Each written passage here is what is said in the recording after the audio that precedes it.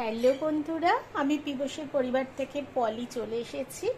দেশে বিদেশে কাছে দূরে যে যেখান থেকে আমার ভিডিওটা দেখছো সবাইকে জানাই অনেক ভালোবাসা, গুরুজনদেরকে জানাই প্রণাম। আজকের ভিডিওর টাইটেল আর থাম্বনেল দেখেই বুঝতে পেরেছি যে আজকের ভিডিওটা কি হচ্ছে। তা এইটা বানাতে আমার কি কি উপকরণ লাগছে সবটাই তোমাদের সঙ্গে শেয়ার করি।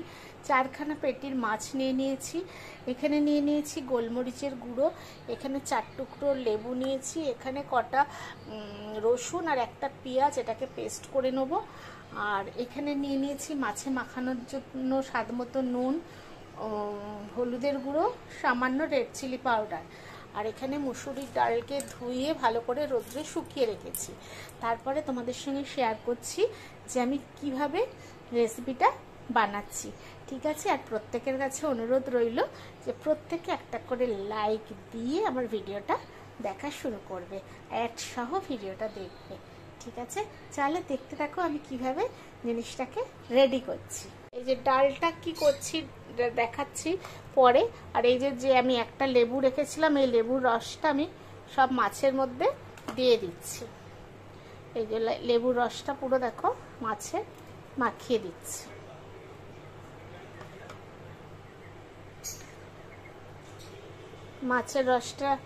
মাছের মধ্যে লেবুর রসটা দিলাম।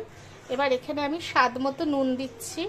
দেখো একদম 4 পিস মাছে যেরকম নুন লাগবে, কেন বেশি নুন হয়ে গেলে ভালো লাগে না। এখানে আমি হলুদের গুঁড়োটা দিয়ে দিলাম,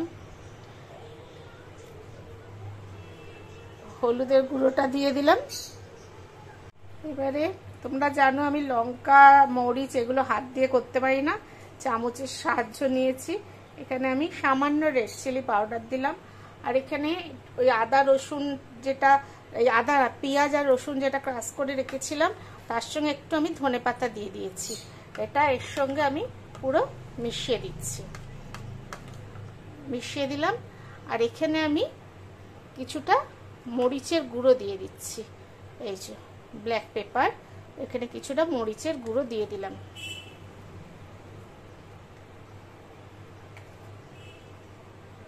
এবার আমি মাছটা ভালো করে মাখিয়ে, আর একটা কথাও বলে রাখি যেটা আমার মিস্টেক হয়েছে, এটা টক দই হলে একটু ভালো হতো। যেহেতু আমি ইনস্ট্যান্ট ঠিক করেছি যে এটা বানাবো, কেননা বৈশাখ মাস শেষ হতে চললো, ঠাকুর বাড়ির একটা রেসিপি বানাবো না, তোমাদের সঙ্গে শেয়ার করব না ঠাকুর বাড়ির রেসিপি, ওই জন্যই আমি ভাবলাম যে তোমাদের সঙ্গে আজকে আমি ঠাকুর বাড়ির এই রেসিপিটা শেয়ার করি।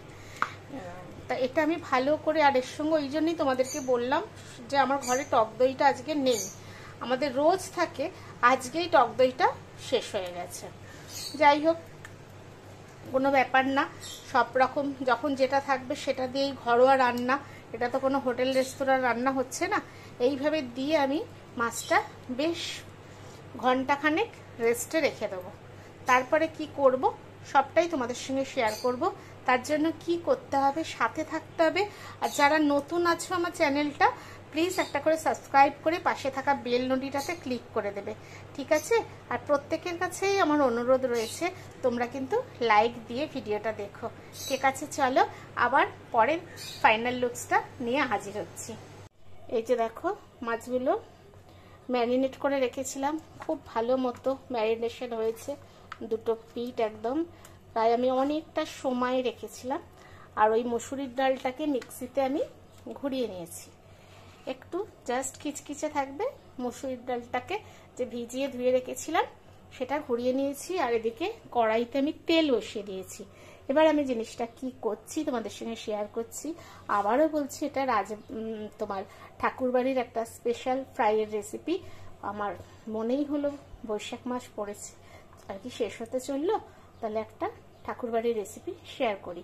এবার এটাকে আমি গড়ে নিয়ে আসছি তোমাদের সামনে। দেখো এরকমভাবে 4 পিস মাছের করছি, এরকমভাবে আমি সেট করে নিয়েছি, নিয়ে তারপরে ভেজে তোমাদেরকে দেখাচ্ছি। এরকম 4টে মাছেই আমি এরকমভাবে লাগিয়ে নেবো, নিয়ে তোমাদেরকে আমি ভেজে দেখাচ্ছি, ঠিক আছে? দেখো বন্ধুরা, ভাজা চলছে, রেডি হয়ে গেছে। তারপরে একদম ফাইনাল লুকসটা নিয়ে আসছি, কেমন টেস্ট হয়েছে তোমাদের সঙ্গে শেয়ার করব, ঠিক আছে? চলো দেখতে থাকো।